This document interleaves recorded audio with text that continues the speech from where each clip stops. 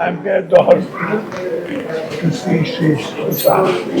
The doctors informed me that his condition is serious, but I'm sure they're taking all the care they can possibly take.